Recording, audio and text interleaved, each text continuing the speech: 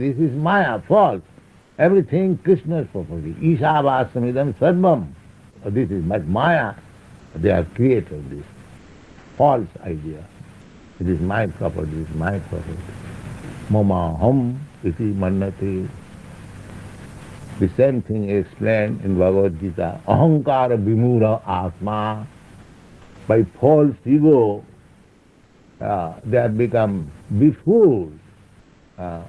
Kartaham iti mannati. Karta. Karta means the proprietor or the master. He is not actually master, but under the influence of different modes of material nature, he is craving. I am master, I am enjoyer, I am bhokta. This is the trouble.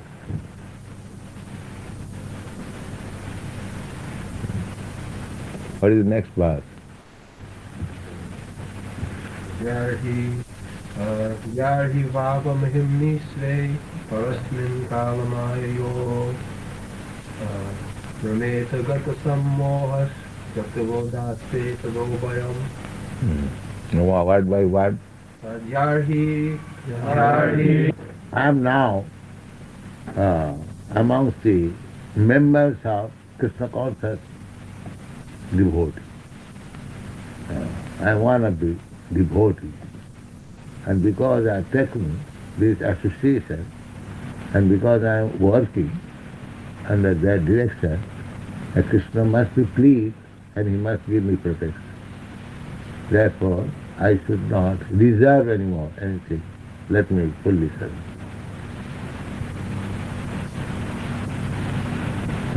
No reservation. Fully serve.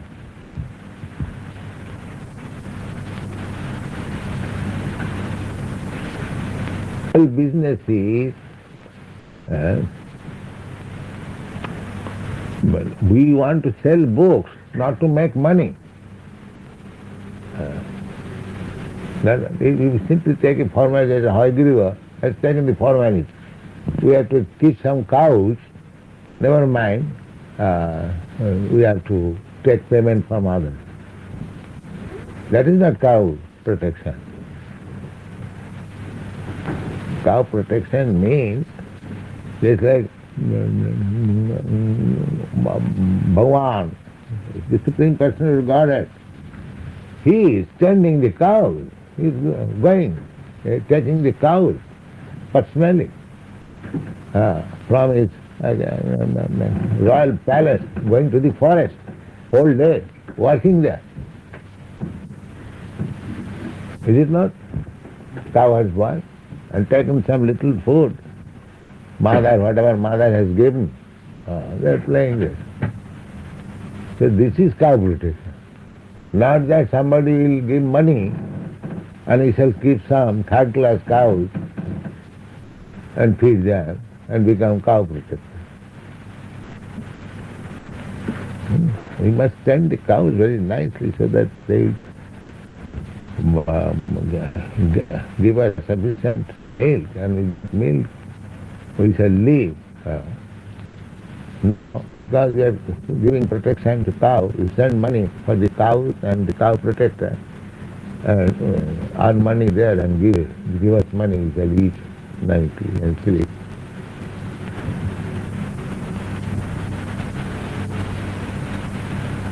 And as soon as this practice is going on, then next will be, give me some LSD, give me some something else. This will go.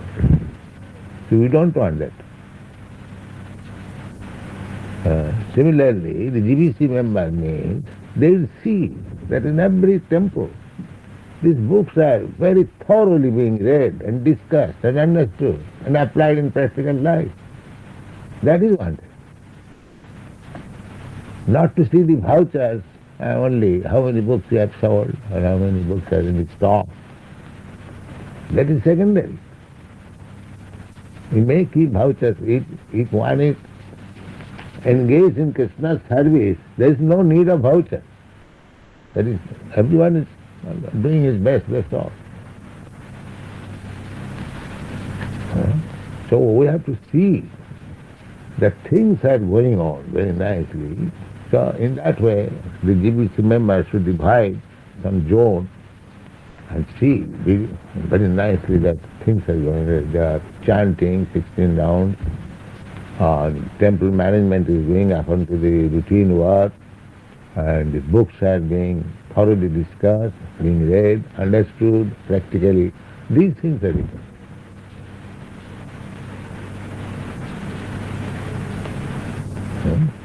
Now, suppose you go to sell some book, and if somebody says, "You have read this book, can you explain this verse?"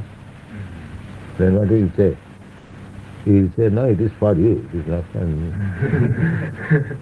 I have to take money from you, that's all."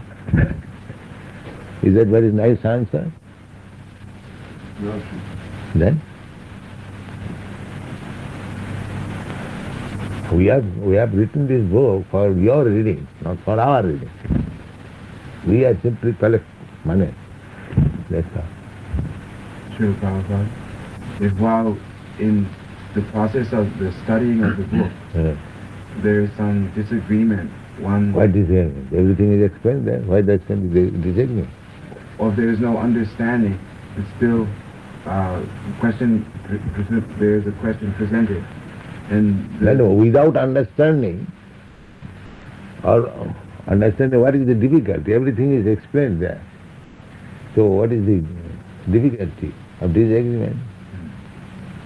Everything word to word meaning is there, translation is there, purport is there. Where is the difficulty?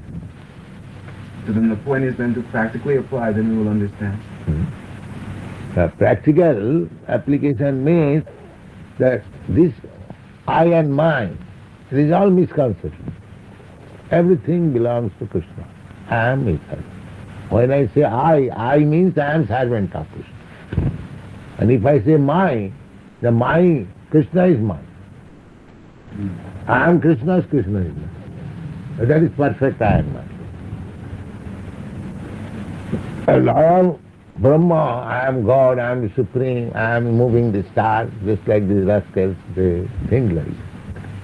That is rascalism.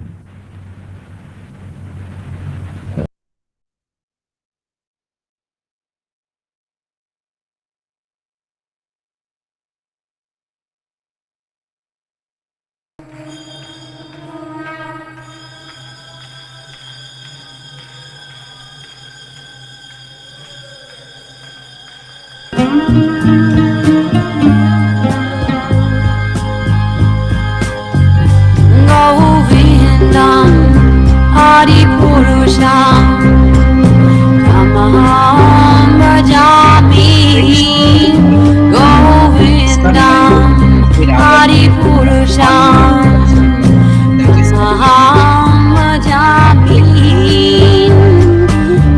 Govindam Hari Purusham Tamaham Bhajami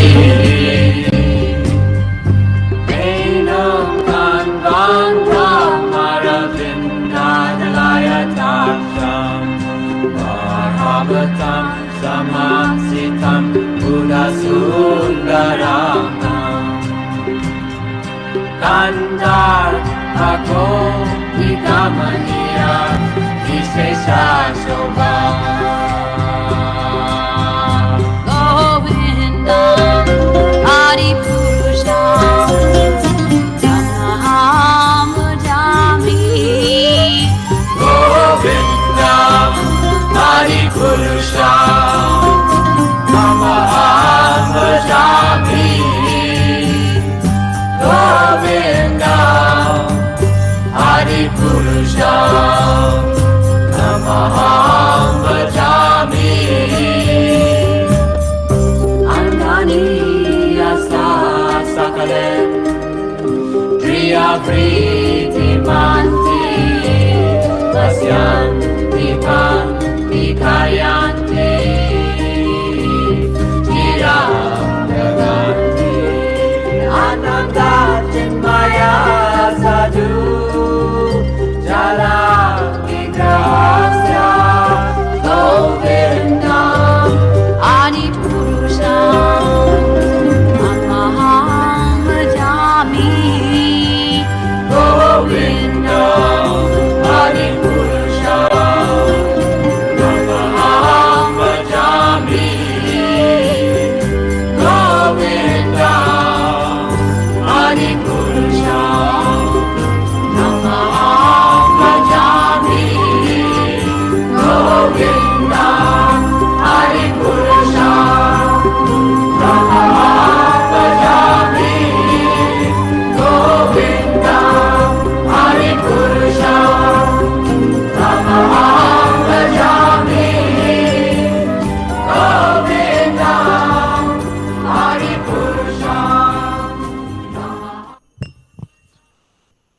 Shri Chaitanya Mahaprabhu की, श्री कृष्ण चैतन्य प्रभु दया करो मोरे।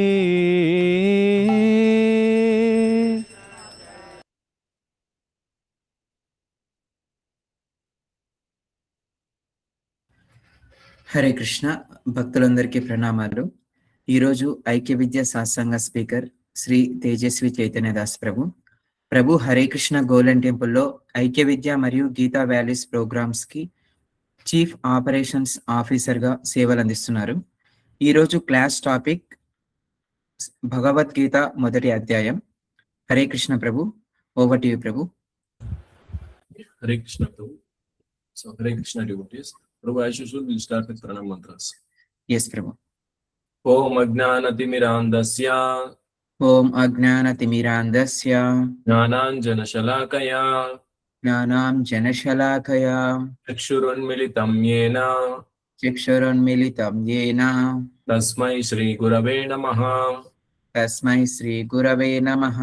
Nama Om Vishnu Padaya నమో ఓం విష్ణుపాదాయ Krishna Preshtaya Bhutale Krishna ప్రేష్టాయ భూతలే Srimate Bhakti Vedanta శ్రీమతే భక్తి వేదాంత Swamin Iti Namine స్వామిన్ ఇతి నామినే. Namaste Saraswate Deve నమస్తే సారస్వతే దేవే Gauravani Pracharine గౌరవాణి ప్రచారిణే Nirvishesha Shunyavadi నిర్విశేష శూన్యవాది Paschatya Deshatarine పాశ్చాత్య దేశతారిణే. Jaya Sri Krishna Chaitanya జయ Srikrishna Chaitanya Prabhu Nityananda ప్రభు Nityananda Sri Advaita Gadadhara Shri అద్వైత Gadadhara Srivasadi Gaura Bhakta Vrinda శ్రీవాసది గౌరభక్త బృంద. Hare Krishna Hare Krishna Hare Krishna Hare Krishna Krishna Krishna Hare Hare Krishna Krishna Hare Hare Hare Rama Hare Rama Hare Rama Hare Rama Rama Rama Hare Hare Rama Rama Hare Hare. Shri Sri Radha Govind Ki జై Jai Gaurang Ki జై Lakshmi Narasimha Swami Ki జై Vishwaguru Shri Prabhupada Ki. జై. Yeah. Hare Krishna devotees, welcome all of you. Bhaktalandarki pranamalu. Hare Krishna Prabhuji. Hare Krishna. Hare Krishna Prabhuji ప్రణామాలు.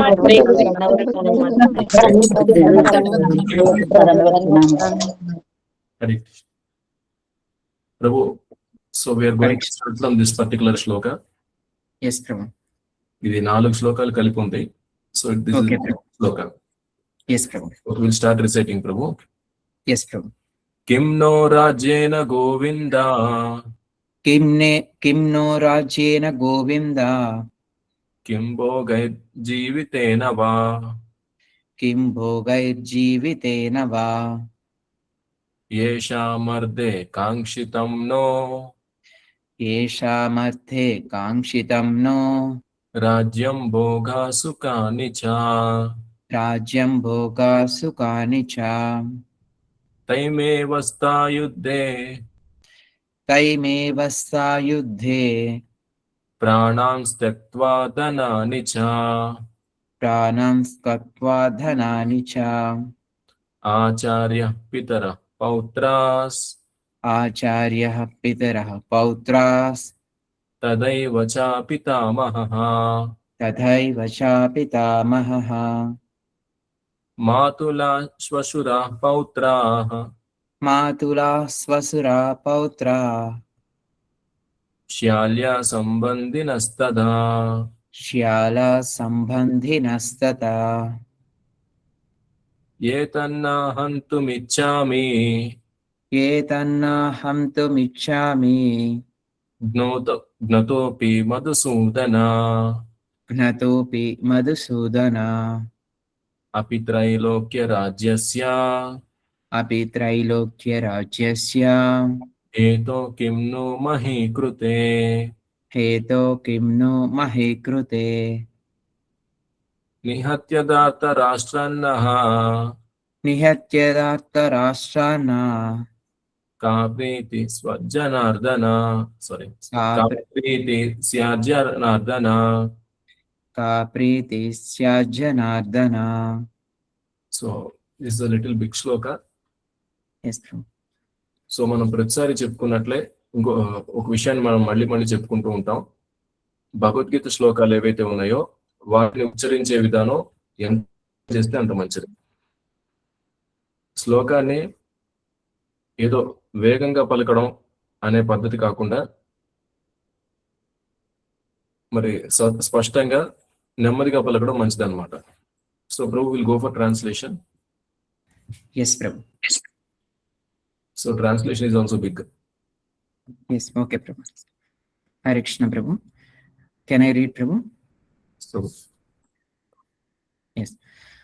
ఓ గోవింద, మేము ఎవరి కొరకై రాజ్యమును సుఖమును చివరకు జీవితమునైనా కాంక్షిస్తుంటిమో వారందరూ ఇప్పుడు ఈ యుద్ధరంగమున సన్నద్ధులై నిలిచినప్పుడు ఆ రాజ్యాదుల చేత మాకెట్టి ప్రయోజనము? ఓ మధుసూదన, గురువులు, తండ్రులు, పుత్రులు, తాతలు, మీనమామలు, మామలు, మనుమలు, బావమరుదులు ఇంకను ఇతర బంధువులందరూ తమ ప్రాణాలను మరియు సంపదలను విడుచుటకు సంసిద్ధులై నా ఎదుట నిలిచి నన్ను వధింపదలచినను నేనెందుకు వారిని వధింపదలచవలను? ఓ జనార్దన, ఈ భూలోక రాజ్యమును అటుంచి ముల్లోక రాజ్యాధిపత్యము కొరకైనను నేను వారితో యుద్ధము చేయుటకు సిద్ధముగా లేను.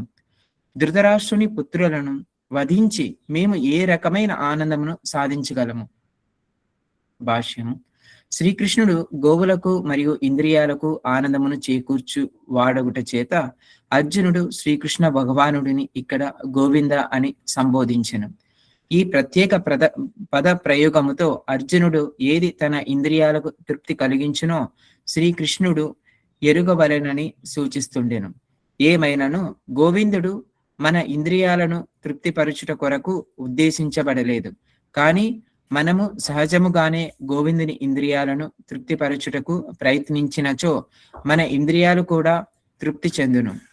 ప్రపంచంలోని ప్రతి ఒక్క మానవుడు భౌతికముగా తన ఇంద్రియాలను తృప్తిపరచుకోవాలనని అట్టి తృప్తిని భగవానుడు కలిగించవలెనని వాదించును.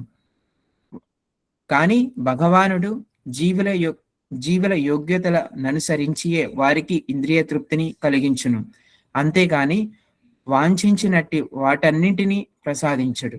కానీ ఒకరు అలా కాకుండా భిన్న మార్గమును చేపట్టినచో, అనగా తన ఇంద్రియ తృప్తిని ఆశించకుండా గోవిందుని ఇంద్రియాలను తృప్తిపరచుటకు ప్రయత్నించినచో ఆ గోవిందుని కృపతో జీవుల సమస్త వాంఛలు నెరవేరును.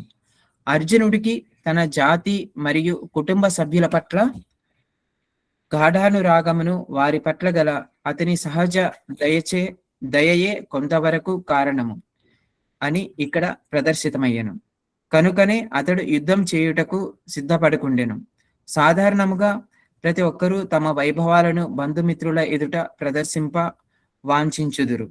కానీ తన బంధుమిత్రులందరూ యుద్ధరంగమున వధింపబడినచో విజయానంతరము తన సంపదలను వారితో కలిసి పంచుకొనుటకు అవకాశం ఉండదని అర్జునుడు భయపడసాగాను.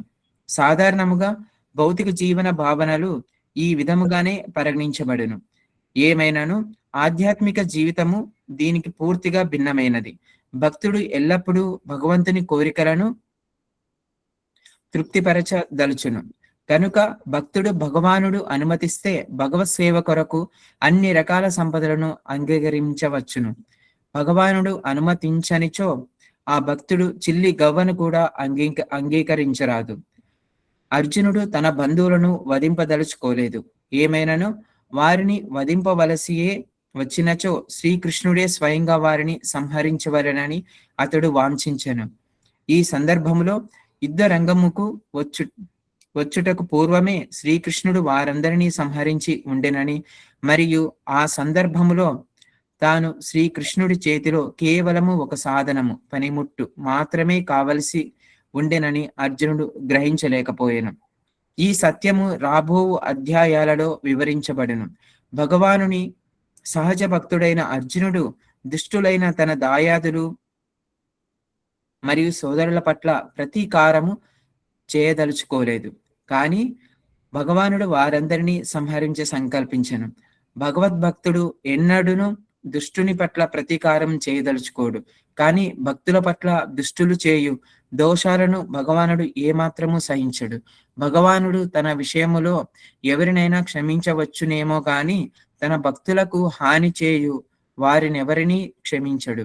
కనుకనే అర్జునుడు దుష్టులను దలిచినను భగవానుడు మాత్రము వారిని సంహరించ సంకల్పించెను. Hare Krishna Prabhu. Over to you Prabhu. So ఇప్పుడు ఈ శ్లోకంలో చూసుకుంటే గనక అర్జునుడు వచ్చేసి ఇక భగవంతుడితో ఇక సరాసరి కారణం చెప్తున్నాడు అనమాట. అవతల పక్షం వైపు చూసుకుంటే నా గురువులు, తండ్రులు, పుత్రులు, తాతలు, మేనమామలు, ఈ రకంగా చూసుకుంటే అక్కడ ఉన్నదంతా బంధువులే.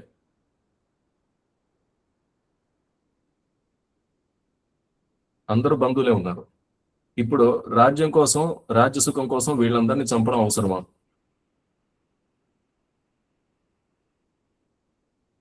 ఇక్కడ అర్జునుడు చెప్తున్న ఇంకో విషయం, మరి కేవలం అదేంటి ఏదో ఇక్కడ భూలోకంలో ఉన్న రాజ్యం ఒకటే కాదు, దాని సంగతి పక్కన పెడితే ముల్లోకాలు అంటే ఏంటి? ఊర్ధ్వలోకాలు, ఇప్పుడు భూర్లోకం, భూవర్లోకం, ఈ రెండు మధ్యలోకాలు. వీటి కింద అతల లోకం నుంచి పాతాళ లోకం వరకు ఉండేవి ఇవి వచ్చేసి అధోలోకాలు అనమాట, లేదా అదే దిగువ లోకాలు. ఇక పాతాళం కింద గర్భోదక సముద్రం మధ్యలో పాతాళ లోకం కింద, అలాగే గర్భోదక సముద్రం, ఈ రెండింటికి మధ్యలో ఉండేవి ఏంటి? నరకలోకాలు. ఈ రెండింటి మధ్యలో ఉండేవి నరకలోకాలు అనమాట.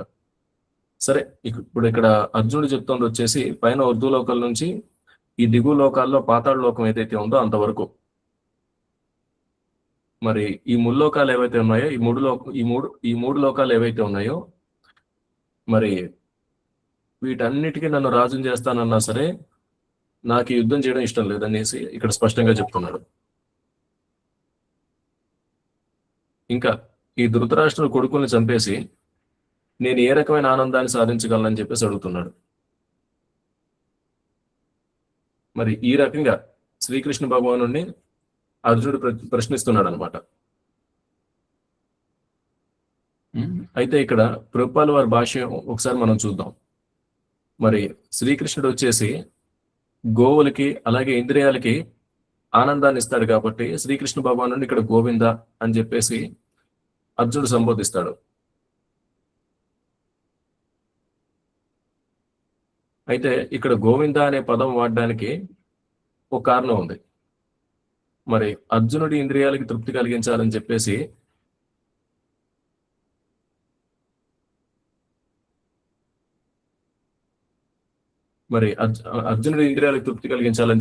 ఇక్కడ అర్జునుడు కొంచెం అనుకుంటున్నాడు అనమాట.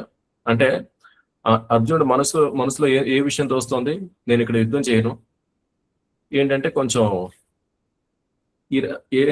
ఈ కొంచెం దయతో కూడిన మనసుతో మాట్లాడుతున్న మాటలు అనమాట. అంటే నా మనసులో ఉన్న కోరిక ఏదైతే ఉందో దాన్ని శ్రీకృష్ణుడు తీర్చాలి, దాన్ని శ్రీకృష్ణుడు అర్థం చేసుకోవాలి అనే ఉద్దేశంతో అర్జునుడు గోవింద అనే పదం వాడాడు అనమాట. అయితే మరి ఇక్కడ ఇంద్రియాలకి తృప్తి కలిగించేవాడు, ఇంద్రియాలకు ఆనందం చేకూర్చేవాడు కాబట్టి భగవంతుడు. మరి ఇక భగవంతుడు ఉద్దేశించింది దేనికి? కేవలం ఇక మన ఇంద్రియాలను తృప్తిపరచడానికి. అంటే దానికోసమే భగవంతుడు ఉన్నాడా అంటే దీనికి ప్రభుపాల వారు చెప్తున్న సమాధానం కాదని.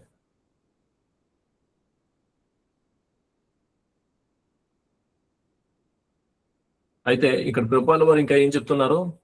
మనం భగవంతుడి ఇంద్రియాలకు తృప్తి కలిగించే ప్రయత్నం చేస్తే మన ఇంద్రియాలు కూడా తృప్తి పడతాయని చెప్తున్నారు.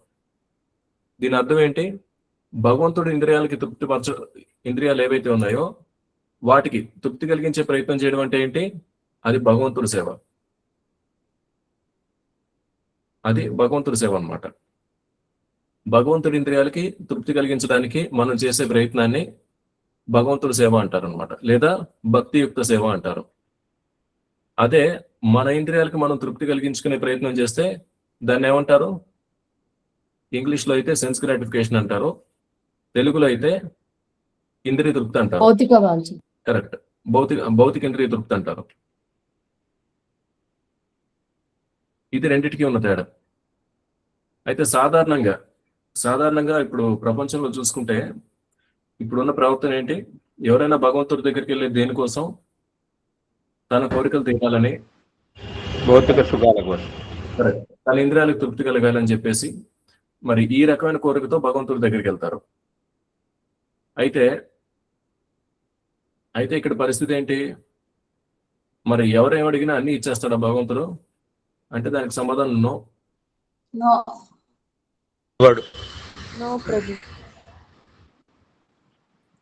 మరి ఆ భక్తుడికి ఏది మంచిది ఏది చెడు అనే దాన్ని బట్టి ఇస్తాడనమాట. మరి ఈ రకమైన స్థితి ఉండడానికి కారణం ఏంటి? శ్రీకృష్ణ భగవానుడు దేవాది దేవుడు అనమాట. మరి ఇంకా భగవంతుడిని స్వరాట్ అని కూడా పిలుస్తారు. స్వరాట్ అంటే ఏంటి? ఏ రకమైన నిబంధనకి భగవంతుడు బందీ కాదు. ఏ రకమైన నిబంధనకి భగవంతుడు బందీ కాదు. అందుకే భగవాన్ని స్వరాట్ అని కూడా అంటారు.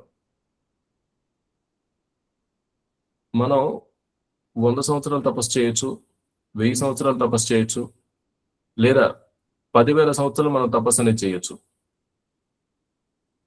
మరి విష్ణుమూర్తి ప్రత్యక్షం అవుతాడా అంటే మరి ఆ భక్తుడికి ప్రత్యక్షం అవ్వాలా వద్దా?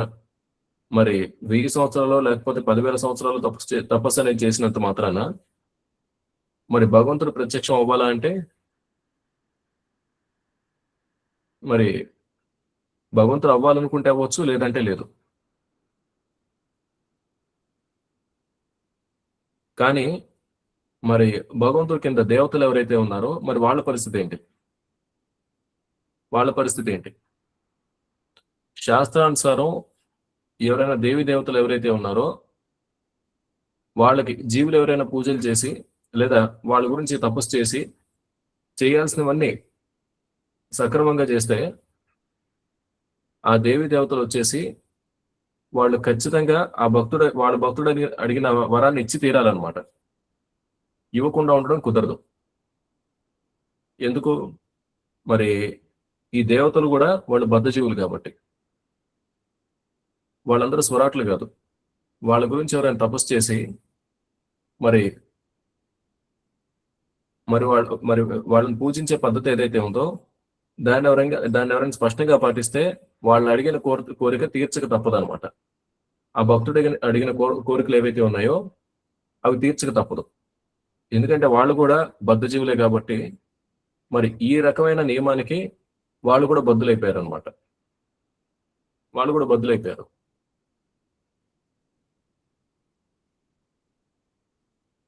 మరి జీవులు ఏదడిగితే అది ఎవరు భగవంతుడు వాళ్ళ యోగ్యత ఏదైతే ఉందో దాన్ని అనుసరించిస్తాడు. అంటే ఈ రకమైన వరాన్ని ఇవ్వడం మూలంగా వాడికి మంచి జరుగుతుందా చెడు జరుగుతుందా అనేది ఆలోచించి దాన్ని అనుసరించి భగవంతుడు వాళ్ళకి వరాన్ని ఇస్తాడనమాట. దాన్ని అనుసరించే ఆ జీవులకి ఆ ఇంద్రియ తృప్తి అనేది ఇస్తారు. వాళ్ళు అడిగినవన్నీ ఇవ్వరు. మనం ఒకసారి మరి ఈ సత్యయుగంలోకి వెళ్ళినట్టయితే హిరణ్యకశిపుడు బ్రహ్మదేవుడి గురించి తపస్సు చేశాడు. మరి బ్రహ్మదేవుడు వరాన్ని ఇవ్వక తప్పలేదు. హిరణ్యకశిపుడు అడిగిన వరం మరి ఆ వరాన్ని ఏ ఉద్దేశంతో అడుగుతున్నాడో బ్రహ్మదేవుడికి మొత్తం తెలుసు. తెలిసినా కానీ ఇవ్వక తప్పలేదు. అలాగే ఈ భస్మాసురుడు శివుడి గురించి తపస్సు చేశాడు. నేను ఎవరి తల మీద చేయబెడితే వాళ్ళు మరణించాలి. మరి ఈ రకమైన వరాన్ని అడిగాడు అనమాట. మరి శివుడికి ఇవ్వక తప్పలేదు. మరి భౌతిక ప్రపంచంలో ఉన్న శివుడు వచ్చేసి నిన్న చెప్పుకున్నట్టుగా సదాశివ లోకంలో ఉన్న సదాశివుడు ఎవరైతే ఉన్నారో ఆ మహేష ధామంలో సదాశివుడు ఎవరైతే ఉన్నారో ఆ సదాశివుడు అంశ అనమాట ఇక్కడున్న శివుడు. అయితే మనం పురాణాలు చూసుకుంటే మరి ఏ పురాణంలోనూ మరి విష్ణుమూర్తి ఎవరైనా తపస్సు చేస్తే ఖచ్చితంగా ప్రత్యక్షం అవ్వాలి, ఇటువంటి నిబంధనలు ఏవైతే ఉన్నాయో వాటికి విష్ణుమూర్తి కావచ్చు, శ్రీకృష్ణుడు కావచ్చు దీనికి బద్దులు కాదనమాట. దీనికి ఒక ఉదాహరణ చూసుకుంటే నారదముని గత జీవితంలో వచ్చేసి దాసీపుత్రుడు. మరి ఇక తన తల్లి మరణించిన తర్వాత ఇక మరి అతను ఉన్న ఊరేదైతే ఉందో దాన్ని విడిచిపెట్టి ఇక దేశంలో మరి తపస్సు చేసుకోవడానికి అనువైన ప్రదేశం ఏదైతే ఉందో మరి దానికోసం బయలుదేరాడు అనమాట. దానికోసం బయలుదేరిన తర్వాత మరి ఒకానొక ప్రదేశాన్ని చూసుకున్నాడు, అక్కడ కూర్చుని తపస్సును ఆచరించడం మొదలుపెట్టాడు. మరి ఆ రకంగా భగవంతుడి మీద తపస్సు ఆచరించడం మొదలుపెట్టిన తర్వాత అప్పుడు పరిస్థితి ఏంటి? అప్పుడు పరిస్థితి వచ్చేసి మరి భగవంతుడు ఒక్క క్షణం అలా ప్రత్యక్షమై మాయమైపోయాడు.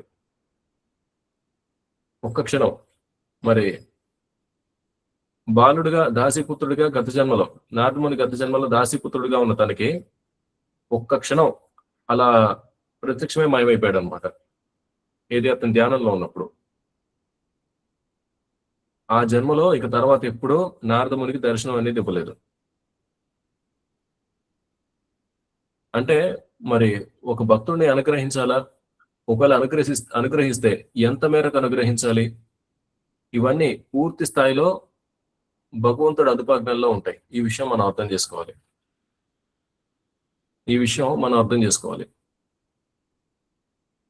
అలాగే మరి అప్పుడెప్పుడో సత్యయుగంలో ఉంటే సరే, అది అష్టాంగ యోగ పద్ధతి ద్వారా భగవంతుడి మీద ధ్యానం చేస్తాం. ఇప్పుడు కలియుగం పరిస్థితి ఏంటి? కలియుగం పరిస్థితి ఏంటంటే మరి మనం ఎప్పుడూ చెప్పుకుంటూనే ఉంటాం, కలౌ తద్ హరికీర్తనాత్. కలియుగంలో వచ్చేసి హరినామ సంకీర్తన లేదా హరినామ జపం, ఈ పద్ధతిలో భగవంతుడి మీద ధ్యానం చేస్తే మన మానవ జన్మ విజయవంతం అవుతుందని చెప్పేసి మనం ఎప్పుడూ చెప్పుకుంటూ ఉంటాం. మరి ఇప్పుడు ఇక్కడ వచ్చే ఒక అతిపెద్ద ప్రశ్న,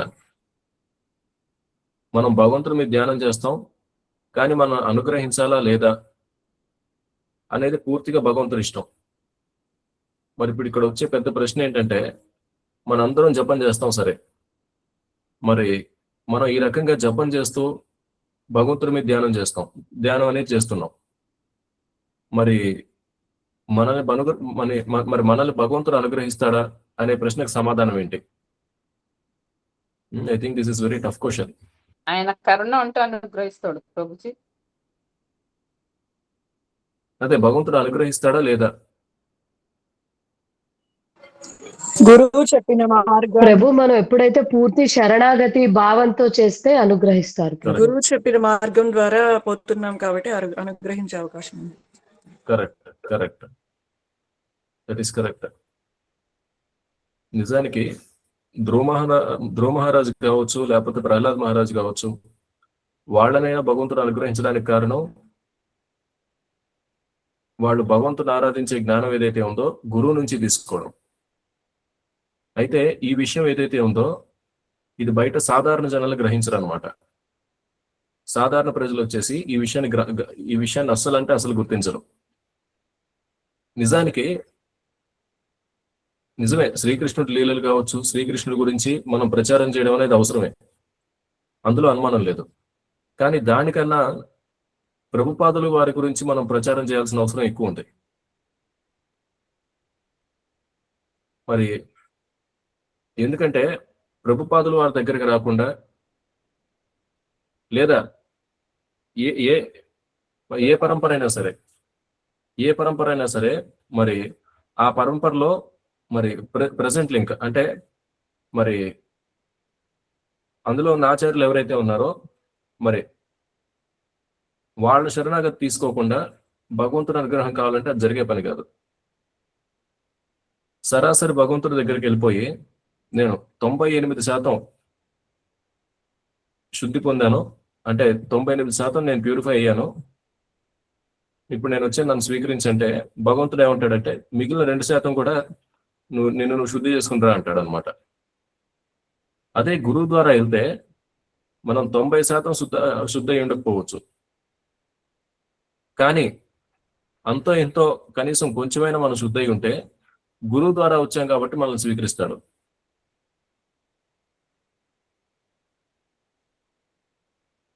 ఒకసారి మరి ప్రభుపాల్ వారు ఏమంటారంటే తన శిష్యులతో, మరి ఈ జన్మలోనే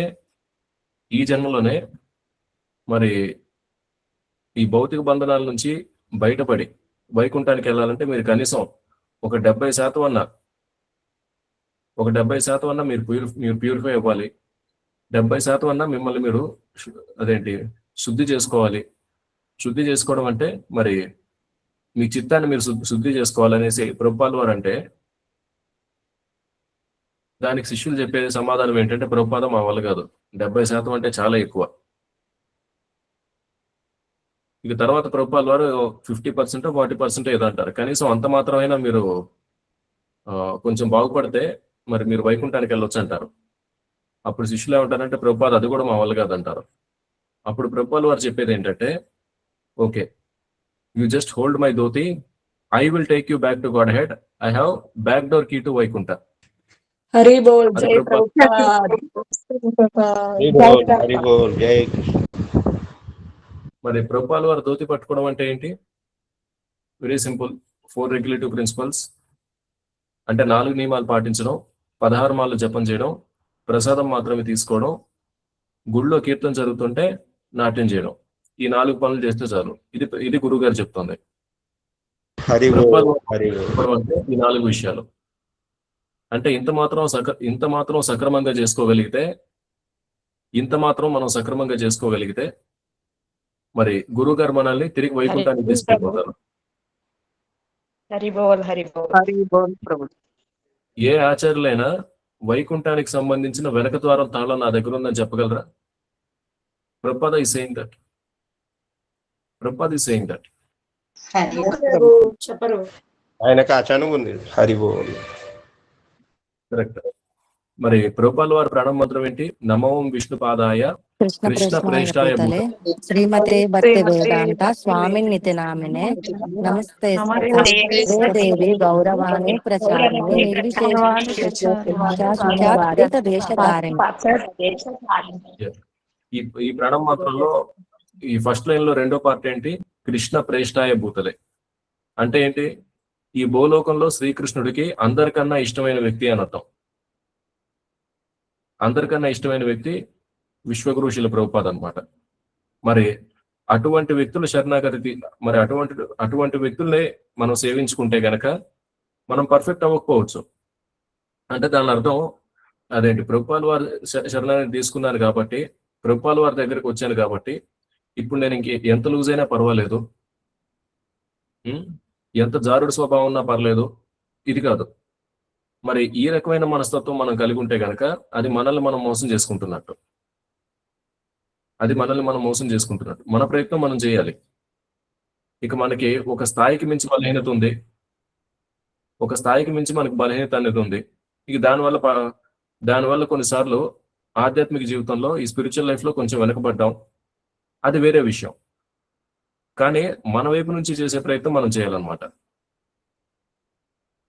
కింద పడుతూ లేస్తూ ఉంటాం. ఒకసారి ప్రభుపాల్ వారిని ఒక శిష్యుడు అడుగుతాడు అనమాట, ప్రభుపాద మరి భక్తుడు అనేవాడు పడకూడదు, భక్తుడు అనేవాడు మరి ఆధ్యాత్మిక జీవితంలో కింద పడకూడదు. ఆధ్యాత్మిక జీవితంలో కింద పడ్డం అంటే ఈ 4 నియమాల్లో ఏదో ఒక దాన్ని ఉల్లంఘించడం కావచ్చు, లేదా చేయాల్సిన సాధన సక్రమంగా చేయకపోవడం కావచ్చు, అంటే 16 మార్లు జపం అవ్వకపోవడం కావచ్చు కొన్నిసార్లు, లేదా ఇంతకు ముందున్న అలవాట్ల మూలంగా, అంటే మరి ఆధ్యాత్మిక జీవితంలో రావడానికి ముందు ఈ 4 నియమాలు ఏవైతే ఉన్నాయో వీటికి వ్యతిరేకంగా ఉన్న అలవాట్లు ఏవైతే ఉన్నాయో మరి కొన్నిసార్లు కాల ప్రభావం చేత మరి ఈ రకమైన పనులు మళ్ళీ చేయడం,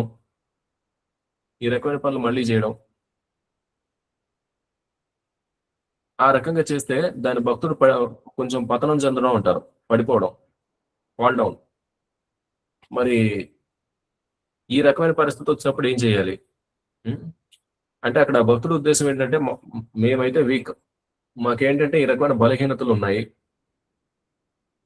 అంటే ఒక్కొక్కసారి ఈ రకంగా ఈ రకంగా ఆధ్యాత్మిక జీవితంలో జారే అవకాశం ఉంది. ఒక్కోసారి మేము జారుతూ ఉంటాం. మరి మా పరిస్థితి ఏంటి, మేమేం చేయాలి అంటే కొంచెం ఈ రకమైన ప్రశ్న ప్రభుపాల వారిని అడిగారు అనమాట.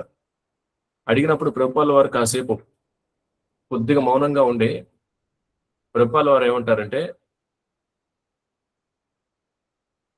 నువ్వు ఆ పరిస్థితిలో ఉన్నా సరే మరి మన హరే కృష్ణ మూమెంట్ వదిలిపెట్టి వెళ్ళొద్దు, ఈ మూమెంట్ లోనే ఉండు. ఇది ప్రభుపాల వారు చెప్పింది, ఇది గురువు గారు చెప్పింది. శంకరాచార్యులు అయితే చాలా strict. Shankaracharya is very very strict.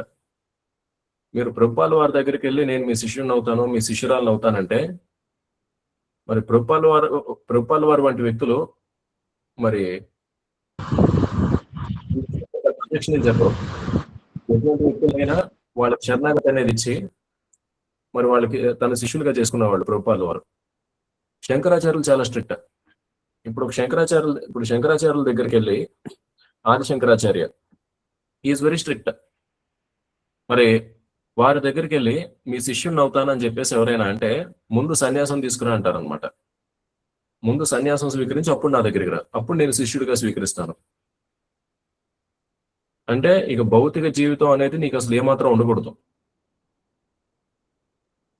So Shankaracharya is very very strict.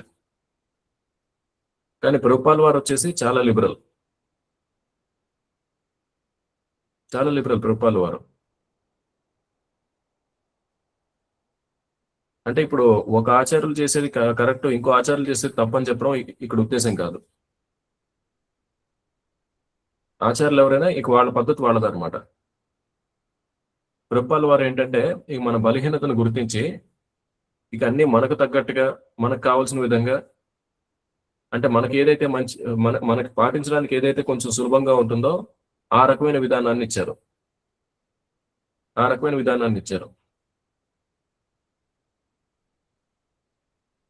ప్రభుపాల వారు గురువు గారు భక్తి సిద్ధాంత మహారాజ్ సమయంలో వచ్చేసి ఒక శిష్యుణ్ణి ఆశ్రమం నుంచి గెంటేశారనమాట. ఎవరు? అతని సీనియర్ శిష్యులు. అయితే అతను వచ్చేసి ఈ సేవలన్నీ చాలా చక్కగా చేస్తాడు. కానీ ఇక అతనికి ఉండే బలహీనత అతనికి ఏదో ఉంది, ఒక తప్పేదో చేశాడు. ఇక తను బయటికి పంపించేశారు. తర్వాత ఆ విషయం భక్తి సిద్ధాంత మహారాజు తెలిసింది. భక్తి సిద్ధాంత మహారాజు తెలిసినప్పుడు మరి అతని శిష్యులను ఆయన మందలిస్తాడనమాట. ఒక మనిషికి ఏదో చిన్న చిత్తగా బలహీనతలు ఉంటే దాని మూలంగా అతను ఏమైనా తప్పు చేస్తే మరి ఆశ్రమం నుంచి బయటికి పంపించేయాల్సినంత మరి అటువంటి పరిస్థితి ఎందుకు? మరి అలా చేయాల్సిన అవసరం ఏంటి? ఒక భక్తుడిని తయారు చేయాలంటే, ఒక బద్ధజీవుణ్ణి భగవంతుడి వైపు నడిపించాలంటే, ఒక బద్ధజీవుణ్ణి వాడి కర్మబంధనాల నుంచి విముక్తిని చేసి వాడికి ఉన్న ఈ భౌతికమైన కోరికలు లేకపోతే ఈ భౌతిక జీవితం పట్ల ఉన్న ఆసక్తిని భగవంతుడి వైపు ఉన్న ఆసక్తిగా మార్చాలంటే మరి దానికి ఎంతో రక్తం ఖర్చు పెట్టాల్సి ఉంటుందనేసి భక్తి సిద్ధాంత మహారాజ్ చెప్తారనమాట. అంటే మన పరంపరలో గురువులందరూ ఎటువంటి మనస్తత్వం కలిగిన వాళ్ళు అనేది ఇక్కడ మనం అర్థం చేసుకోవాలి. మనమేదో అనుకుంటాం మన మనసులో ఉన్న విషయాలు ఎవ్వరికీ తెలియవు, మనం ఆలోచించేది ఎవ్వరికీ తెలియదు అని. గురువు కృష్ణ వీళ్ళిద్దరికీ అన్ని బాగా తెలుసు. ఇంకా మన గురించి మనకు తెలియని విషయాలు కూడా వాళ్ళకి తెలుసు. మరి మన గురించి మనకు తెలియని విషయాలంటే ఏంటి? గత జన్మలో మనం ఏంటి, గత జన్మలో మన ప్రవర్తన ఎటువంటిది, దాని క్రితం జన్మలో మన పరిస్థితి ఏంటి, ఇవన్నీ గురువు కృష్ణ ఇద్దరికి తెలుసు. మనం ఏంటి, మన జీవితం ఏంటి అనేది. మరి ఇంకా గురువులు ఎలాగా? వాళ్ళేం కర్మ కొద్దీ రాలేదు, భగవంతుడు పంపిస్తే వచ్చారనమాట వాళ్ళు.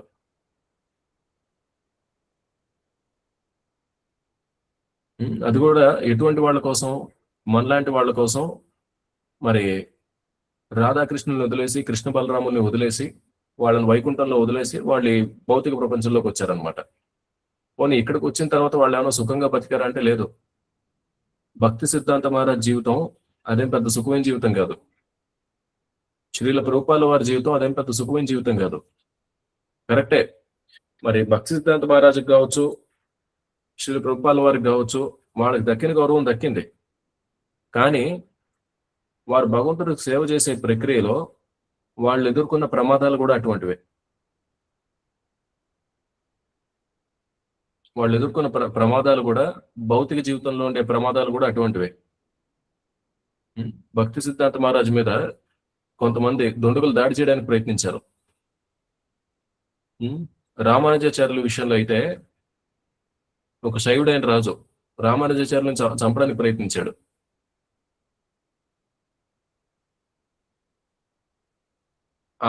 మరి మన ఆచార్యులు ఎవరైతే ఉన్నారో, అంటే మనల్ని ఉద్ధరించడం కోసం మరి ఇంత రిస్క్ తీసుకున్నారనమాట. మన పరిస్థితి ఏంటి? మనం జపం చేసుకున్నామా, మనం భౌతిక బంధనాల నుంచి బయటపడి మనం వైకుంఠానికి వెళ్ళిపోయామా, అంతే. మళ్ళీ తిరిగి భగవంతుడి కోసం మనం భౌతిక ప్రపంచానికి రావాలని చెప్పేసి మనల్ని ఎవరైనా అడిగారు అనుకోండి, మళ్ళీ ఎవరైనా వస్తామా?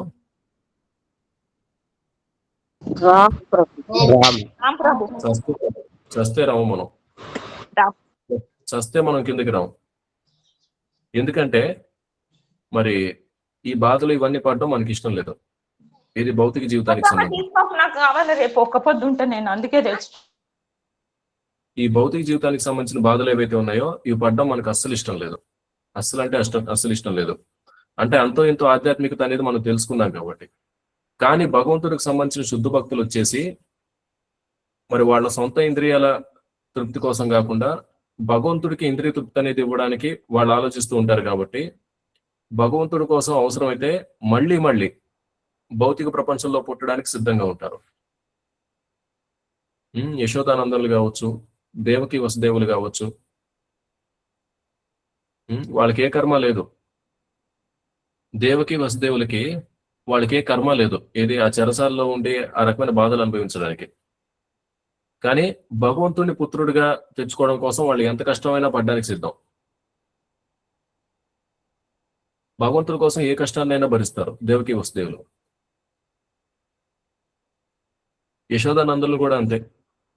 మరి బాల్యంలో ఇంకా మరి శ్రీకృష్ణ భగవానుడు బృందావనం వదిలి వెళ్ళిపోయిన తర్వాత ఇంక తిరిగి రాలేదు.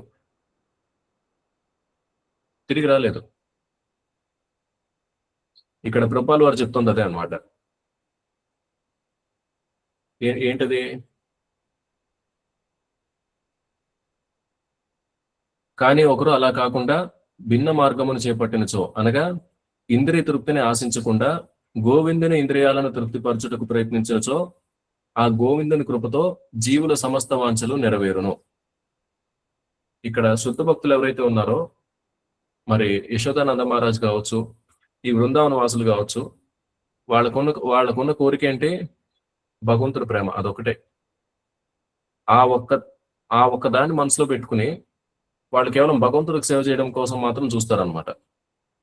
భగవంతుడికి సేవ చేయడం ఎలా, ఇది ఒకటే వాళ్ళ మనసులో ఉండేది. కాబట్టి ఆ భగవంతుడి కృపతో వాళ్ళకున్న కోరికలన్నీ నెరవేరుతాయి అన్నమాట. ఇవి భౌతిక కోరికలు కూడా భగవంతుడి కృపతో వాళ్ళకి నెరవేరుతాయి. కారణం ఏంటి? ఎప్పుడు భగవంతుడికి సేవ చేద్దాం అనే మనస్తత్వం కలిగిన వ్యక్తులకి ఏంటంటే ప్రమాదకరమైన భౌతిక కోరికలు అనేవి ఉండవు. వాళ్ళకుండే కోరికలు ఏంటంటే కొంచెం రుచికరమైన ఆహార పదార్థాలు తినాలి, మధుమంగల్లాగా. ఏవో వాళ్ళకుండే కోరికలు ఏంటంటే అవన్నీ వాళ్ళ ఆధ్యాత్మిక జీవితానికి లేకపోతే భగవంతుడితో వాళ్ళకుండే సంబంధానికి విఘాతం కలిగించే కోరికలు కావన్నమాట. అటువంటి కోరికలు తీర్చడంలో శ్రీకృష్ణుడు ఆనందాన్ని పొందుతాడు. ఇక శ్రీకృష్ణుడు మనస్తత్వం ఎలాంటిదంటే భక్తులకి ఏ రకంగా సేవ చేద్దాం అనే దాన్ని కూడా మనసులో పెట్టుకుంటాడు అనమాట. ఒకసారి మరి శ్రీల రూప గోస్వామిని కలవడానికి సనాతన గోస్వామి వస్తున్నాడు.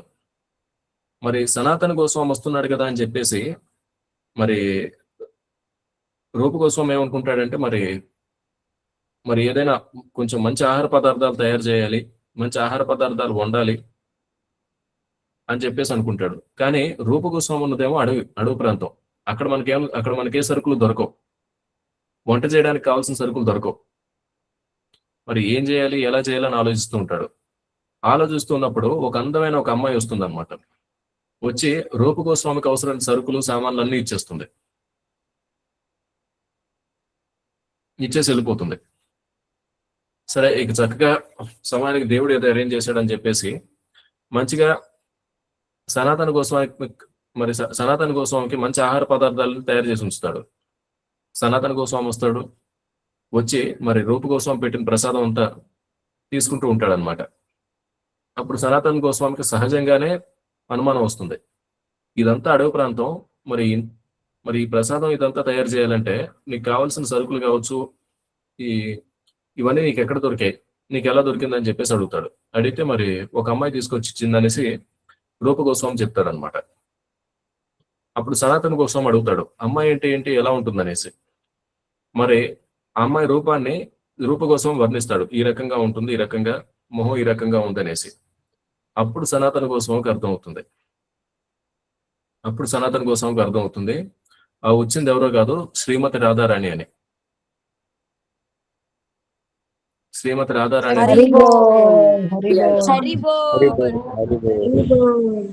మరి సనాతన గోస్వామి వచ్చేసి రూపగోస్వామితో పోల్చుకుంటే కొంచెం సీనియర్ అన్నమాట. సనాతన గోస్వామి రూపగోస్వామిని కొంచెం మందలిస్తాడు. ఏమనంటే, చూడు నాయన, మనం భగవంతుడికి సేవ చేయాలి, అంతే తప్ప ఇప్పుడు ఈ రకంగా భగవంతుడితో మనం సేవలు చేయించుకోకూడదు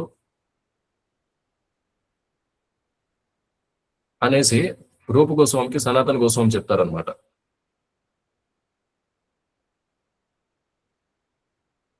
అంటే ఇక్కడ రూపగోస్వామి కొన్ని సరుకులు కావాలని కోరుకోవడం, అది కూడా తన ఇంద్రియ తృప్తి కోసం కాదు, వేరే భక్తుడికి సేవ చేయడం కోసం.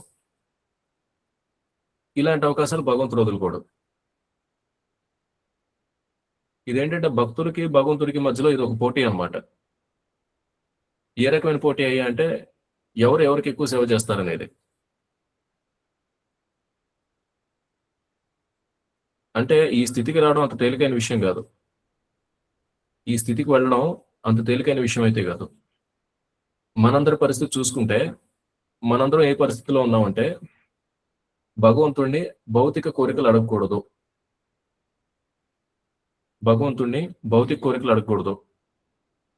అనే ఒక విషయంగా మనకి స్పష్టత అనేది వచ్చింది అనమాట. అయితే ఇప్పుడు తర్వాత స్థాయి అంటే మనం భగవంతుడికి ఎక్కువ సేవ చేయాలి అనే స్థితికి మనం వెళ్ళాలన్నమాట.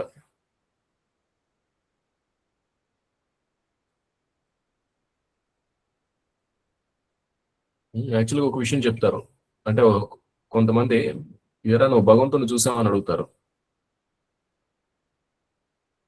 కానీ భక్తులు చెప్పేది ఏంటి, గురువు గారు చెప్పేది ఏంటంటే, నువ్వు సేవ చేసే విధానం ఎలా ఉండాలంటే భగవంతుడికి నిన్ను చూడాలనిపించాలి. రూపగోస్వామి శుద్ధ భక్తులే, కానీ ఎప్పుడు పడితే అప్పుడు శ్రీకృష్ణుని వచ్చి కనపడమని, రాధారాణి కానీ బలరాముని కానీ వచ్చి కనపడమని అడగలేదు.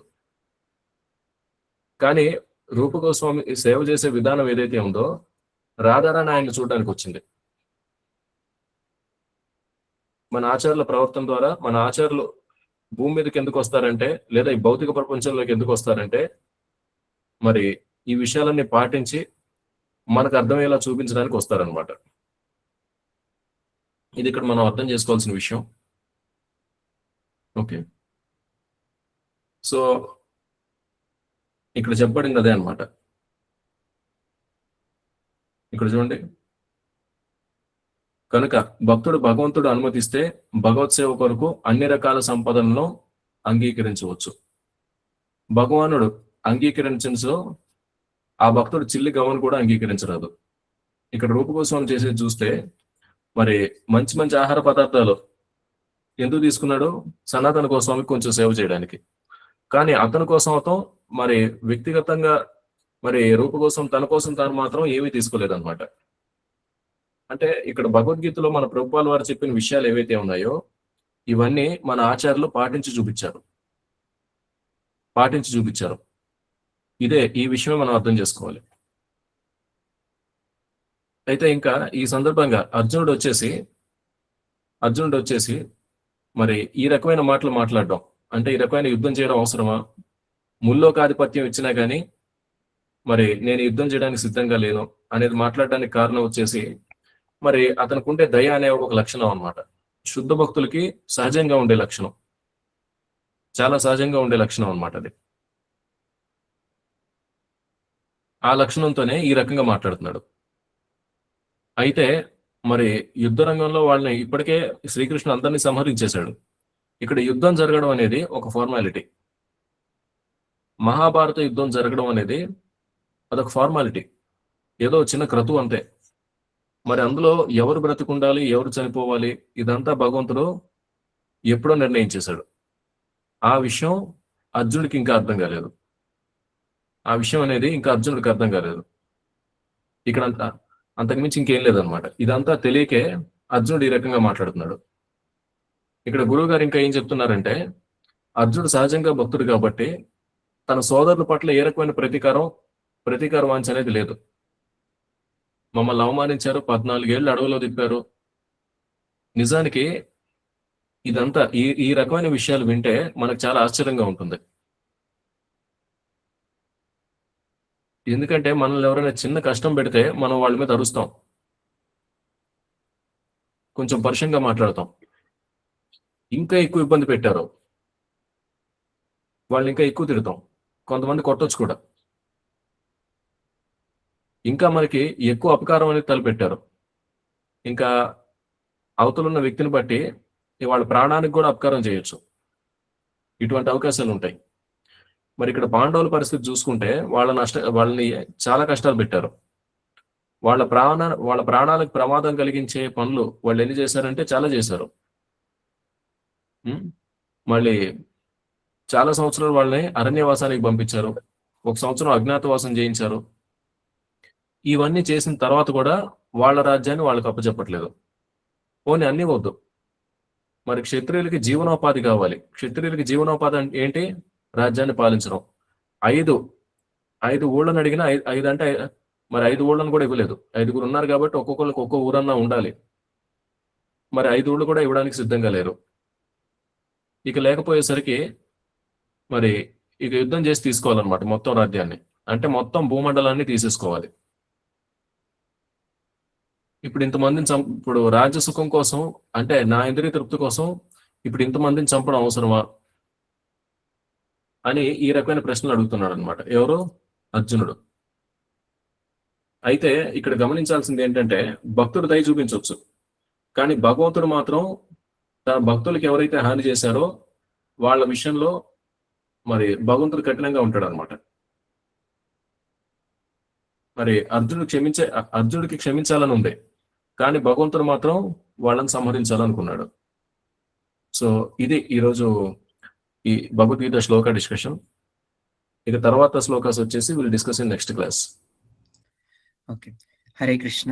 భక్తులకు ఎవరికైనా సందేహాలు ఉంటేనా దయచేసి హ్యాండ్ రైజ్ చేయగలరు.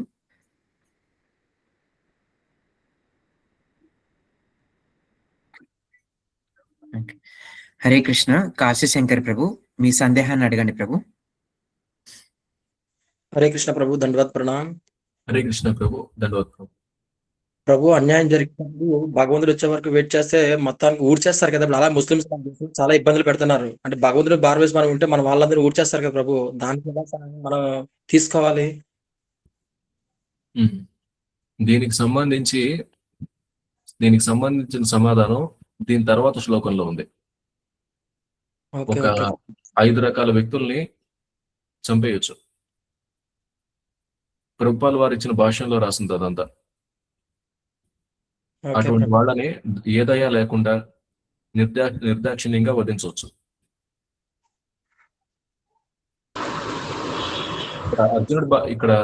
అర్జునుడు వచ్చేసి ఇప్పుడు రాజ్యం కోసం వాళ్ళని చంపడం ఎందుకు, ఆ రాజ్యాన్ని ఏదో వాళ్ళనే తీసుకొని నేను అడవికెళ్ళి తపస్సు చేసుకుంటాను, ఇది అర్జునుడు మాట్లాడుతున్న మాట. సపోజ్ ఇదే సమయంలో అర్జునుడి మీద దాడి చేయడానికి ఒకడు వచ్చాడు అనుకుందాం. ఇలా మాట్లాడుతున్న సమయంలోనే అర్జునుడి మీద దాడి చేయడానికి ఒకడు వచ్చాడు అనుకుందాం. అప్పుడు అర్జునుడు ఆత్మరక్షణ చేసుకోకుండా ఉంటాడా? చేసుకుంటాడు ప్రభు. దెన్ ఆత్మరక్షణ అనేది చట్టరీత్యా నేరం కాదు, అలాగే శాస్త్రాల ప్రకారం పాపం కూడా కాదు. రెండు రకాలుగా చూసుకున్నాం. చట్టరీత్యా నేరాలు కొన్ని ఉంటాయి, కానీ అవి శాస్త్రాల పరంగా పాపం కాదు. కొన్ని శాస్త్రాల పరంగా పాపం, కానీ చట్టరీత్యా నేరం కాదు. ఈ రకమైన తేడాలు ఉంటాయి. అది మనం డిస్కషన్ మొదలు పెడితే it will go into very big session అనమాట. That will discuss little later. కానీ ఆత్మరక్షణ అనేది నేరం కాదు, పాపం కాదు. రెండు రకాలుగాను ఆ విషయంలో ఇబ్బంది అనేది లేదు. ఓకే. హరే కృష్ణ. జయంతి మాతాజీ, మీ క్వశ్చన్ అడగండి మాతాజీ. హరే కృష్ణ ప్రభు, దండవత్ ప్రణాం. హరే కృష్ణ మాతాజీ, దండవత్ మాతాజీ. ప్రభు, అంటే మనకి జగన్నాథ రథయాత్ర స్టార్ట్ అవుతుంది కదా ప్రభుజీ, అది ఎక్కడ అంటే మన హైదరాబాద్ లో ఎక్కడెక్కడ డేట్స్ కొంచెం చెప్పారా ప్రభు? ఇంకోటి మనకి దానికి అమౌంట్ కూడా పే చేయాలన్నారు కదా రథాలకి, ఆ లింక్ ఒకసారి గ్రూప్ లో షేర్ చేయడం. రథాలకి అమౌంట్ పే చేయాలి కదా అంటే అది డొనేషన్ అనమాట. ఎస్ ప్రభు, సారీ ప్రభు. మళ్ళీ రథయాత్ర అటెండ్ అవడానికి రుసుములాగా అనుకుంటారు. ఓకే, అది ఒకసారి నాకు మెసేజ్ చేయండి మాతాజీ. నేను ఒకసారి ఆ క్యూఆర్ కోడ్ అది పంపిస్తాను మీకు డొనేషన్ కి. ఓకే ప్రభు, నాకు మెసేజ్ చేయండి. సెండ్. మీరు అడిగిన డేట్స్ కదా మాతాజీ, డేట్స్ అంటే గనక మామూలుగా ఒక రథయాత్ర కాదు, చాలా రథయాత్రలు చేస్తున్నాం. అదేంటి, హైదరాబాద్ లో కూడా ఒక చోట కాదు, హైదరాబాద్ లో దాదాపు 4 రథయాత్రలు చేస్తున్నాం. మళ్ళీ సంగారెడ్డిలో కూడా, అంటే ఐక్యవిద్య తరపున మాట్లాడుతున్నాను, అంటే ఐక్యవిద్య డిపార్ట్మెంట్ చేస్తున్న రథయాత్రలు ఇవి. ఐక్యవిద్య డిపార్ట్మెంట్ లో ప్లానింగే 8 పైగా రథయాత్రలు ఉన్నాయి. ఇంకా వేరే డిపార్ట్మెంట్స్ కూడా ఇంకా రథయాత్రలు చేస్తున్నారు అనమాట. అంటే నేను చెప్పిన రోజులు ఐక్యవిద్య అకౌంట్ 89 అనేది ఓవరాల్ గా ఒక 25 కన్నా ఎక్కువ రథయాత్రలు చేస్తున్నాం.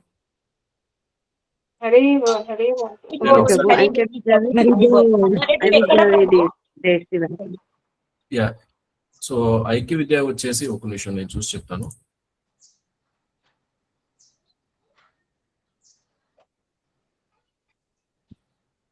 జై జగన్నాథ. 1 minute.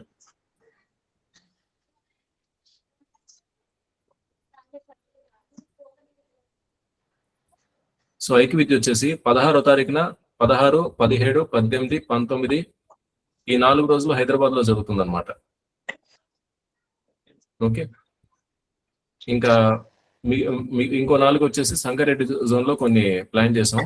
1-2 ప్లేసెస్ ఇంకా కన్ఫర్మ్ అవ్వాల్సి ఉంది. మేబీ అది ఇవాళ రేపట్లో కన్ఫర్మేషన్ అయిపోతుంది. ఫైనల్ షెడ్యూల్ అయితే నేను రిలీజ్ చేస్తాను. 1-2 కన్ఫర్మేషన్ కంప్లీట్ గా పోస్ట్ చేయలేదు. ఒకసారి ప్లేసెస్ కొంచెం గ్రూప్ లో పెట్టారా ప్రభు? అంటే వీలైతే మనకి విత్ ఇన్ ద టీమ్ ఒకసారి చర్చించి అన్ని డీటెయిల్స్ ఫైనలైజ్ అయిన తర్వాత మేము పోస్ట్ చేస్తాం. అది ప్లేస్, డేట్, టైం అన్ని కూడా. ఓకే ప్రభు, థ్యాంక్ యూ ప్రభు, ధన్యవాదాలు. ప్రభుజీ, డొనేషన్ ఇచ్చి క్యూఆర్ కోడ్ గ్రూప్స్ లో పెడితే వేసే వాళ్ళు వేస్తారు కదా ప్రభు. డెఫినెట్లీ మాతాజీ, డొనేషన్ పెడితే మేము కూడా ఇస్తాం ప్రభు. ప్రభుజీ, డెఫినెట్లీ మాతాజీ, అది క్యూఆర్ కోడ్ మేము గ్రూప్ లో పెడతాం. మేము కూడా ఇస్తాం ప్రభు. Very wonderful. పెట్టండి ప్రభు, పెట్టండి ప్రభు. యా, డెఫినెట్లీ మేము ఒక 1 అవర్ లో మేము పోస్ట్ చేసేస్తాం. అది ఓకే. మళ్ళీ ప్రభుజీ, మన సిద్ధ భక్తులకు భగవంతుడే స్వయంగా సేవ చేస్తారంటారు కదా. అంటే సేవ చేయడానికి, సేవ చేసే అవకాశం కోసం భగవంతుడు కూడా చూస్తాడు అనమాట ప్రభు. అంటే అది భక్తులకి భగవంతులకి మధ్యలో అదొక రకమైన పోటీ, ప్రత్యేకమైన సంబంధం అన్నమాట. హరే కృష్ణ. హరే కృష్ణ ప్రభుజీ. హరే కృష్ణ ప్రభుజీ. హరే కృష్ణ. హరే కృష్ణ ప్రభు. ప్రభుజీ, కృష్ణ ఇంద్రియాలు సంతృప్తి చెందాలని చెప్తారు కదా, మన ఇంద్రియాలు కాదు, అది ఎలా అది ఎలా చేయాలి ప్రాక్టికల్ గా కొద్దిగా చెప్పండి. అంటే కృష్ణ ఇంద్రియాలను సంతృప్తి చేయాలి ఎలా? అది వెరీ సింపుల్. ఇప్పుడు భగవంతుడి ఇంద్రియాలను సంతృప్తి పరచడం అంటే మరి భగవంతుడికి మంచి రుచికరమైన ఆహార పదార్థాలు వండి నైవేద్యం పెట్టడం, మరి అదొక విధానం. భగవంతుడికి అభిషేకం చేయడం అదొక విధానం. అలాగే భగవంతుడికి చక్కగా ఆరతి చేయడం అదొక విధానం.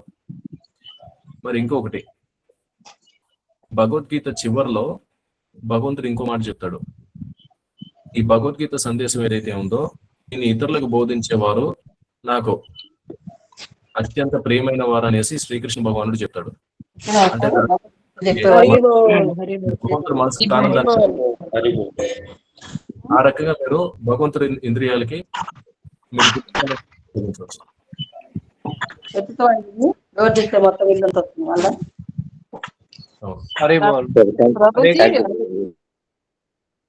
ఓకే.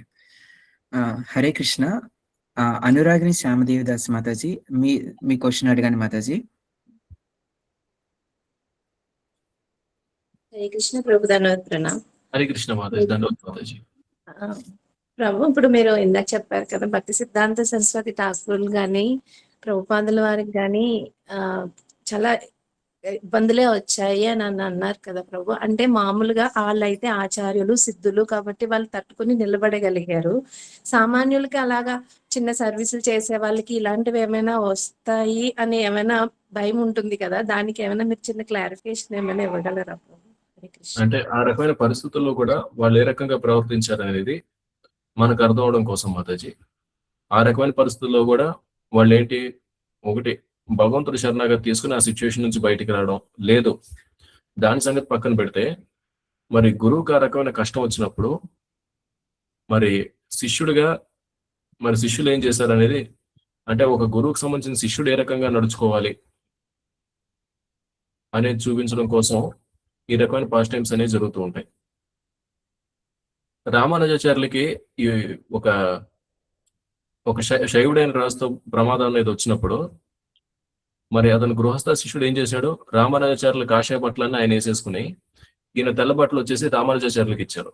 అంటే గురువు కోసం అదేంటి ఎంత ప్రమాదాన్నైనా తీసుకోవడానికి సిద్ధపడ్డాడు అనమాట. అదే విషయం, అదే పని భక్తి సిద్ధాంత మహారాజ్ కోసం తన శిష్యుడు చేశాడు.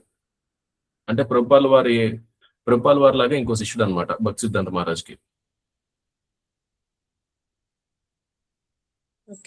అంటే ఒక శిష్యుడు అనేవాడు ఎలా ఉండాలి అనేది మనకు అర్థం అవడం కోసం ఈ రకమైన పాస్ట్ టైమ్స్ అనేవి జరుగుతూ ఉంటాయి, ఈ రకమైన లీలలు అనేవి జరుగుతూ ఉంటాయి అన్నమాట. ఇక మన సర్వీసులు అంటారా, ఇక ఒకటి మన స్థాయికి మించి లేకపోతే మన తలకు మించి మనకు పనులు ఎక్కువ అవుతుంటే కనుక కొంచెం ఇక మన పైన ఉన్న పెద్దవాళ్ళు ఎవరైతే ఉన్నారో వాళ్ళతో ఒకసారి మాట్లాడుకుని కొంచెం సర్దుబాటు అది చేసుకోవాలి. హరే కృష్ణ ప్రభు. ఓకే ప్రభు, హరే కృష్ణ. హరే కృష్ణ ప్రభు. ప్రభు చెప్పండి ప్రభు.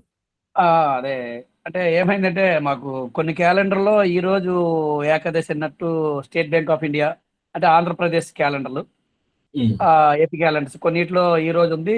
మన కృష్ణ దీని ప్రకారం అయితేనే మనకు రేపనేసి ఇది, కానీ ఈ రోజు భక్తులు మరి ప్రభు ఈ రోజు మనం చేసుకోవాలి అనేసి ఇచ్చేయడం. ఈ రోజు సంకీర్తన 4 గంటలకి స్టార్ట్ చేసాం, 6 వరకు ఊర్లో గ్రామం మొత్తం తిరిగాం. ఈ రోజు చేసాం.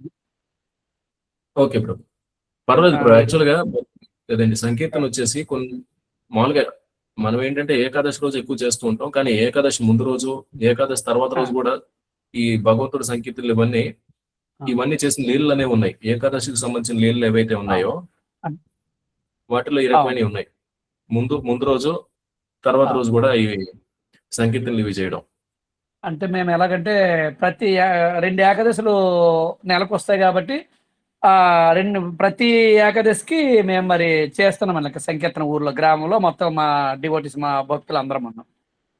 రామాలయంకి వెళ్తాం, రామాలయంకి వెళ్ళి అక్కడ చేసుకొని మన గురువు గారికి భగవంతునికి అర్పణ చేసుకొని మొత్తం మళ్ళీ గ్రామం తిరిగేసి మళ్ళీ రామాలయంకి వెళ్ళి ఒక క్షణం కూర్చొని ప్రసాదం అది కొంత ఇచ్చేస్తామో స్వీకరించుకొని కొంతమంది అలాగా వచ్చేస్తారండి. మేమైతే సంకీర్తన వదలలేదు ప్రభు. మేము కంటిన్యూ చేస్తున్నాము. Every month 2 times. జై హరే కృష్ణ ప్రభు. హరే కృష్ణ. హరే కృష్ణ. కళ్యాణి మాతాజీ, మీ క్వశ్చన్ అడగండి మాతాజీ. హరే కృష్ణ ప్రభు, ప్రణామం ప్రభు. హరే కృష్ణ మాతాజీ. అదే ప్రభు, రేపు ఏకాదశి కృష్ణ భక్తులకు కానీ రేపు అనుకుంటున్నాం కదా ప్రభు. ఈ రోజు కూడా ఏకాదశి ఉంది, మీరు ఎందుకు అట్లా చేసుకుంటారు అని చాలా మంది అంటున్నారు ప్రభు. దానికి ఏమన్నా చెప్తారా ప్రభు? కొంచెం తేడా ఉంది. సూర్యమానం చంద్రమానం ప్రకారం కొన్ని తిథులు ఉంటాయి అన్నమాట. మనం చంద్రమానం ప్రకారం పాటిస్తాం. చంద్రమానం అంటే సూర్యోదయం సమయానికి ఏ తిథి అయితే ఉందో ఆ తిథిని మనం పాటిస్తాం. రేపు సూర్యోదయం సమయానికి ఏకాదశి తిథులు ఉన్నాయి, అందుకని చెప్పేసి మనం పాటిస్తాం.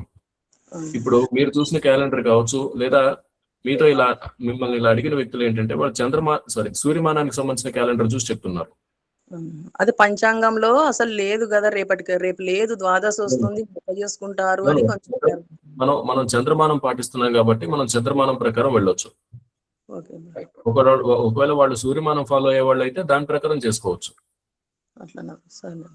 మేబీ ఏకాదశి తిథులు అనేవి రేపు ఉదయం 7 8 పూర్తవుతున్నాయి అనుకుందాం. కానీ సూర్యోదయం సమయానికి ఏకాదశి తిథి ఉంది కాబట్టి ఆ రోజు మొత్తం ఏకాదశిగా పాటిస్తాం.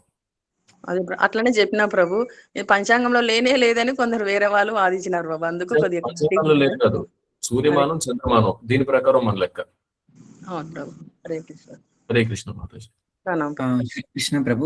Can I take last 2 questions Prabhu? Please Prabhu. Hare Krishna. Parvati మాతాజీ, మీ క్వశ్చన్ అడగండి మాతాజీ. హరే కృష్ణ ప్రభు, దండవత్ ప్రణామం. హరే కృష్ణ మాతాజీ. ప్రభు, మంచి పాయింట్ ఏంటంటే ఇంతకు ముందు విన్నాం కానీ మళ్ళీ వింటుంటే చాలా బాగుంది. ప్రభుపాదుల వారు తన ధోతిని పట్టుకుంటే చాలు, నేను వెనక డోర్ నుంచి మిమ్మల్ని తీసుకెళ్తాను గోలోకానికి అనే పాయింట్ చాలా బాగుంది ప్రభు. అక్కడ మనకి ప్రభుపాదుల వారు వైకుంఠానికి వెళ్ళి అక్కడ ఉండొచ్చు, కానీ మన బద్ధ జీవుల కోసం, మన కోసం ప్రభుపాదుల వారు మళ్ళీ వచ్చి మన కోసం ఇంత చేశారు, మనం ఏం చేస్తున్నాము అంటే మనం ప్రతిరోజు సాధన మాత్రమే చేస్తున్నాం, కానీ ప్రభుపాదకి సేవ చేయాలి అని ఇది బాగా అర్థమైంది ప్రభు. నాకు చిన్న డౌట్ ప్రభు, మనకి రథయాత్ర ఇప్పుడు నిర్వహిస్తున్నారు కదా, ఆ రథయాత్ర ఇప్పుడు ఎంత సైజులో ఉంటది ప్రభు? మనకి ఇక్కడ మాకు పర్మిషన్ అడగాలి, ఇక్కడ మాకు బీడిఎల్ కదా. అది కుమారస్వామి ప్రభు కాల్ చేస్తారు మాతాజీ. ఈ గ్రౌండ్ లెవెల్ అరేంజ్మెంట్స్ ఆ ప్రభు చూసుకుంటున్నారు అనమాట. ఓకే ప్రభు. అంటే ఇప్పుడు మాకు అన్ని రకాలుగా పర్మిషన్ కావాలి ప్రభుత్వం, అంటే కొంచెం త్వరగా తెలిస్తే అప్పుడు మేము ఇక్కడ ఏర్పాటు చేస్తాం. అదే ప్రభు వచ్చి he will do the needful మాతాజీ. ఓకే ప్రభు. ఓకే. హరే కృష్ణ. ధన్యవాదాలు. ఓకే. హరే కృష్ణ ప్రభు. Last question. హరే కృష్ణ. గౌరీ సుందర్ మాతాజీ, మీ క్వశ్చన్ అడగండి మాతాజీ. హరే కృష్ణ. ప్రణామం ప్రభుజీ. భగవంతుడి ప్రీత్యర్థమే సేవ చేయాలని ప్రభు అడిగినారు కదా, దానికి ఉపమానం అంబరీష్ మహారాజు లాగా కదా ప్రభుజీ?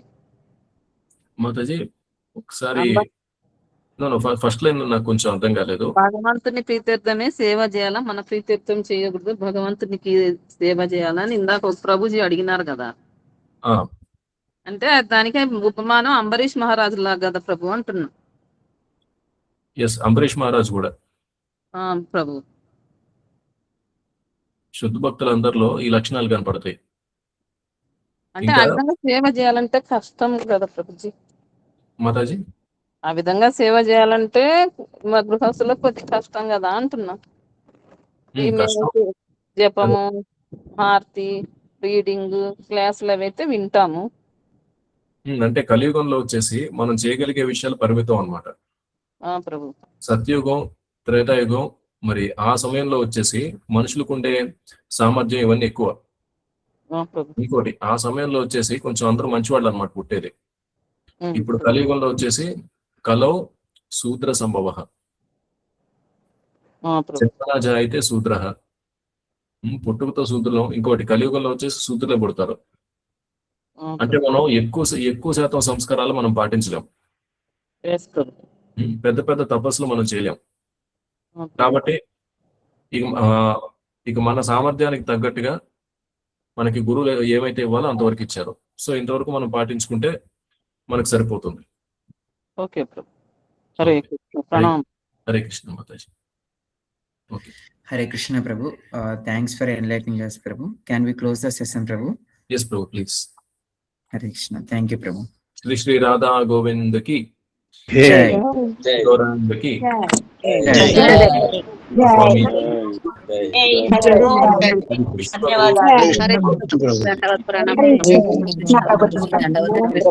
ధన్యవాదాలు.